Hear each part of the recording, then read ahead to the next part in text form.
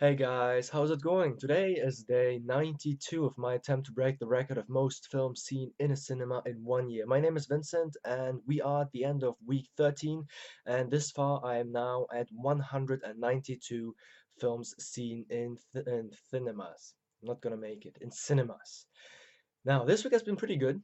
I saw La Dolce Vita by Fellini, which is great. It's funny because the first time I saw it, I thought it was a good film, but then I saw it again this week, and for some reason, probably because I'd watched five or six Fellini films, now I was into his little vision, madness, directing, artistic genius. Anyway, I enjoyed it much more, and I thought it was a magnificent film.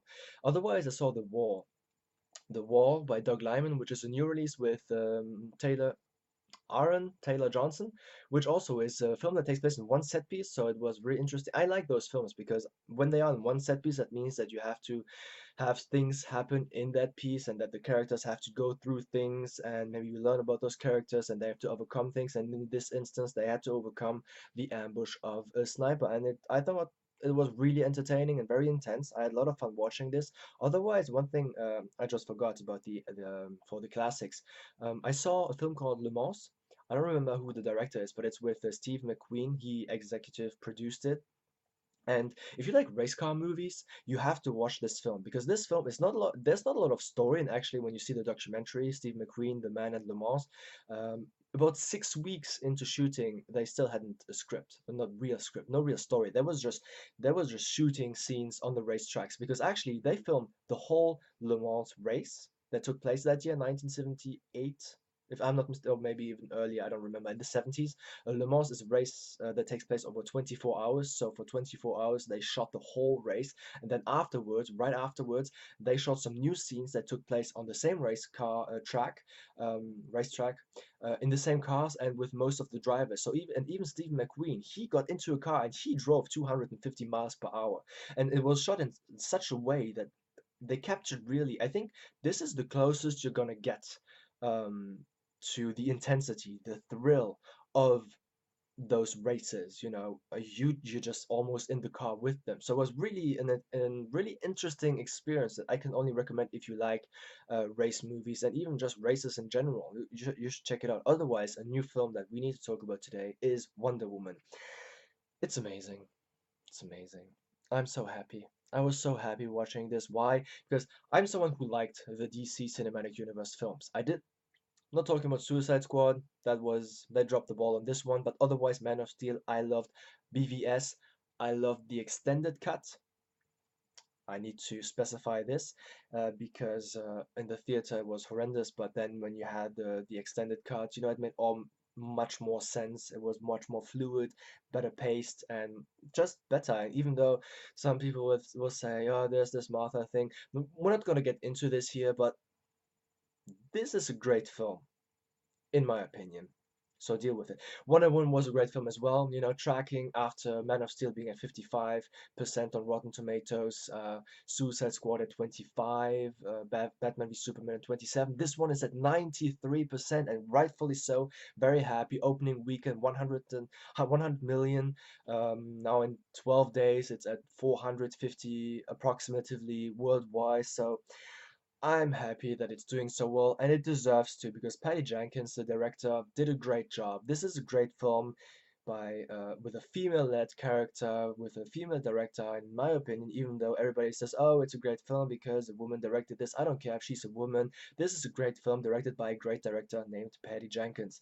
And because why is it great? I think because, first of all, she was able to bring balance to the character of Diana, who is on the one hand is this warrior princess, demigod, but on the other hand, she has this humanity to her that you need to translate in her discovering this world because she does not know about the humanity. She has this curiosity that comes from her humanity, and she's naive also because she believes that humans are good, but now they're fighting, and that's because there's this greater evil that she has to destroy, and so the humans will become normal again. Did I just spoil something? No, it's in the trailers.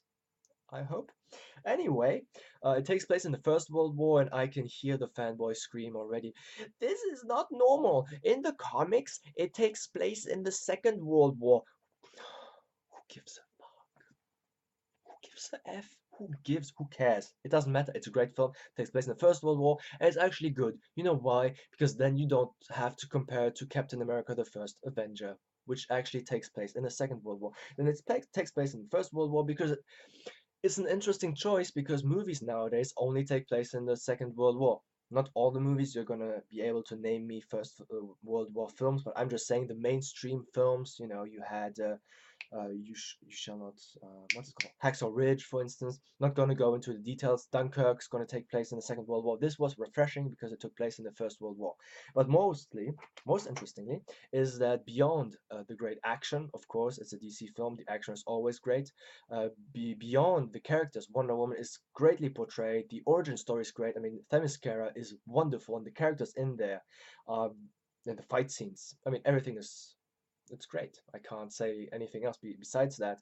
You have a great story, which is interesting, of this Amazon warrior who goes out into the human world, which is just a mess, in order to bring order. And so she realizes, and she has to face the fact that even though she thinks that there's this that it's not normal that humans fight each other. She has to realize that humans are not as good as they seem or as she believes them to be. And you have Steve Trevor who accompanies her, and you have this. Of course, you have something that you had with Captain America when he woke up after 70 years, having been asleep and waking up in this new world. You have this element of this little girl who discovers the human world and doesn't understand all these normal things about wearing clothes in which you can't fight. Talking to each other weirdly and having this weird posts and just these rules that were just strange to her, and these attitudes towards or in light of this war in generally of the leaders.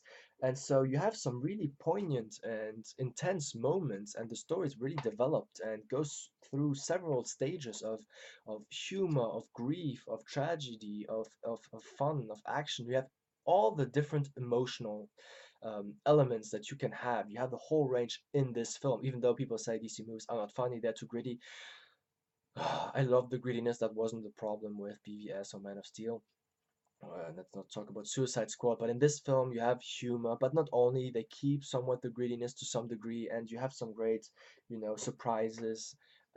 Chris Pine is great, and I'm just looking forward to the rest of the films. I think that Justice League is going to be great. She's great in this, and so if you watch Batman v Superman, it's really interesting to see the difference of the character. She has evolved from her character on Themyscira in Wonder Woman in this film, with this naive woman who goes into the human world, into this warrior.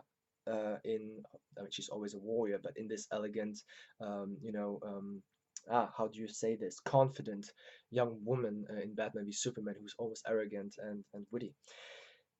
And Gal Gadot or Gal Gadot, whatever. Sorry if I'm butchering the name.